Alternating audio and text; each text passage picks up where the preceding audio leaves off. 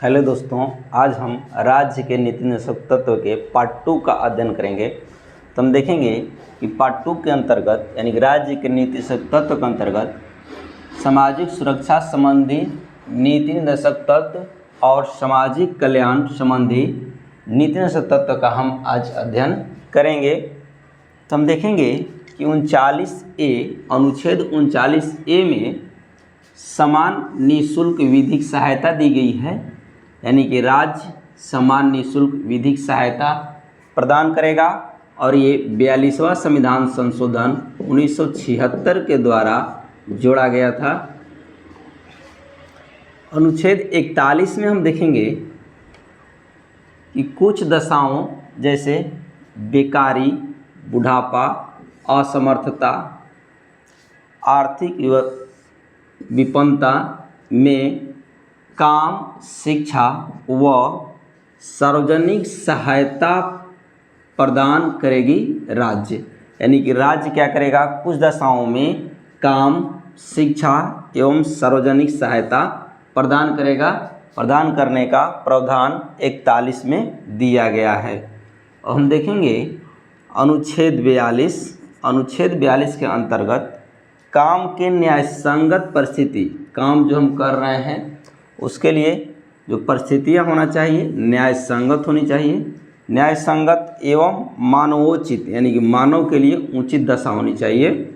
मानवोचित दशाओं का होना तथा महिलाओं को प्रसूति सहायता प्राप्त कराने का प्रावधान है, यानी कि राज्य महिलाओं को प्रसूति सहायता प्रदान करेगा।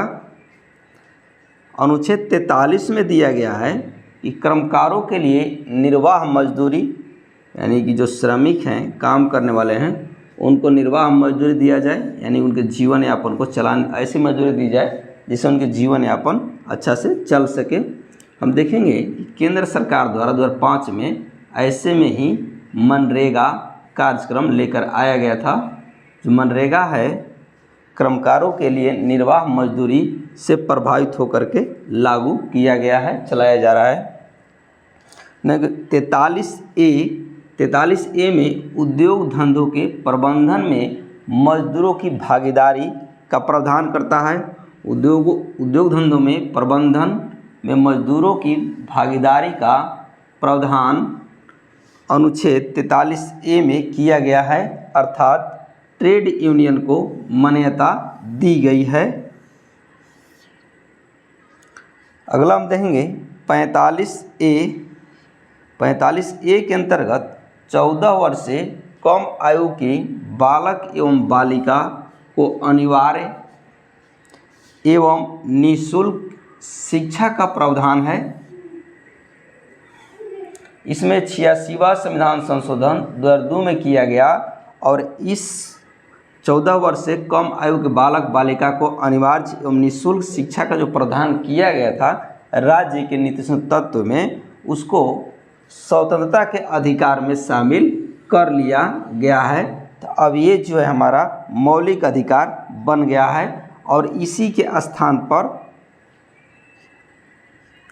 स्थान पर प्रारंभिक बाल्यावस्था में देखभाल एवं शिक्षा का प्रावधान राज्य के द्वारा किया जाएगा। यानी कि अब इसके स्थान पर इसको जोड़ दिया गया है, यानी कि जो राज्य है अब 6 वर्ष की आयु के बालक एवं बालिकाओं की देखभाल एवं शिक्षा का प्रावधान करेगा। अनुच्छेद 46 कहता है कि SC, ST, OBC आदि कमजोर वर्ग को शिक्षा एवं आर्थिक हित की पूर्ति करने का प्रावधान करता है, यानी कि SC, ST, OBC को राज्य द्वारा शिक्षा एवं आर्थिक हित की पूर्ति की जाएगी। तो हम देखते हैं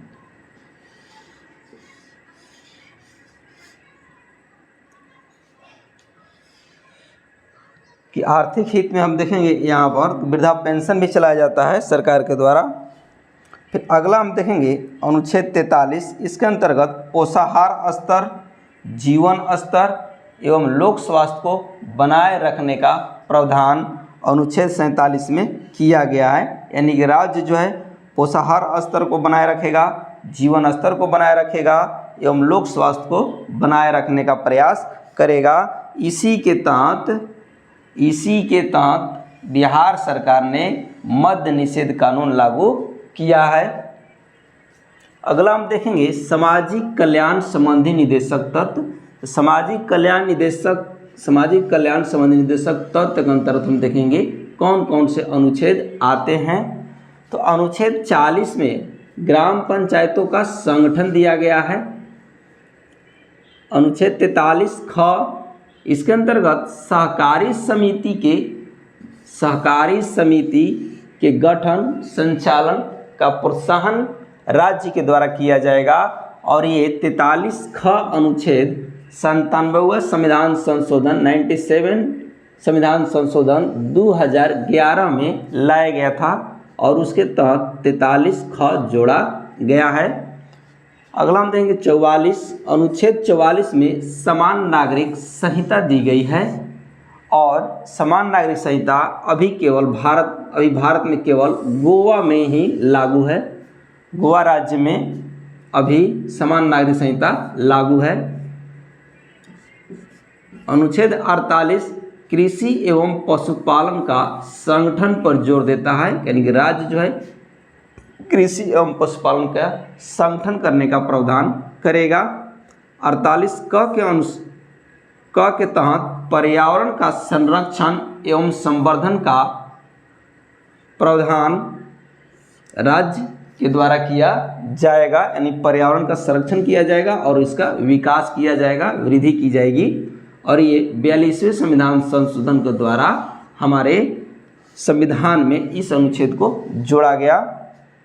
अनुच्छेद 49 देखेंगे कि राष्ट्रीय स्मारकों, पवित्र स्थानों, महत्वपूर्ण धरोहरों का संरक्षण किया जाएगा, यानी कि अनुच्छेद 49 के अंतर्गत राष्ट्रीय महत्व के जितने भी इमारतें हैं, जितने भी स्थल हैं, सबका संरक्षण किया जाएगा।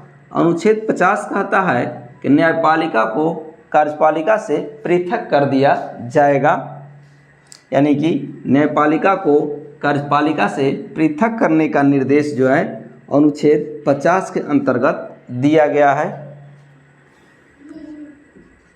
अब आगे देखेंगे हम अनुच्छेद 51, इसके अंतर्गत अंतर्राष्ट्रीय शांति, सुरक्षा तथा विदेश नीति मीन्स भारत की विदेश नीति, भारत की विदेश नीति की अभिवृद्धि का प्रयास किया जाएगा।